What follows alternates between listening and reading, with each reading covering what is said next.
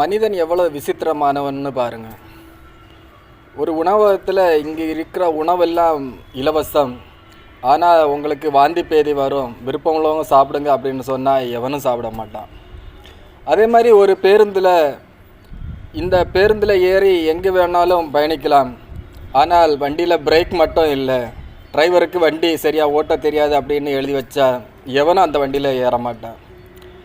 அதே மாதிரி ஒரு மருத்துவமனையில் இங்கே நீங்கள் இலவசமாக மருத்துவம் பார்த்துக்கலாம், ஆனால் உயிருக்கு உத்தரவாதம் இல்லை அப்படின்னு எழுதி வச்சா அந்த மருத்துவமனைக்கு எவனும் போக மாட்டான். ஆனால் மது நாட்டுக்கும் வீட்டுக்கும் உயிருக்கும் கேடு அப்படின்னு எழுதி வச்சிருந்த சரக்கை தினமும் வாங்கி குடிக்கிறான். விசித்திரமான மனிதன். ஒரு நாளைக்கு நாட்டில் 800 கோடி ரூபாய்க்கு, நான் தமிழ்நாடை சொல்லலை, நம்ம மொத்த நாடையும் சொல்கிறேன், 800 கோடி ரூபாய்க்கு மது விற்பனை ஆகுது. எவ்வளோ விசித்திரமான மனிதங்கிறத நீங்களே பாருங்கள். உயிருக்கு கேடுன்னு சொன்னாலும் வாங்கி குடிக்க தான் செய்வான்.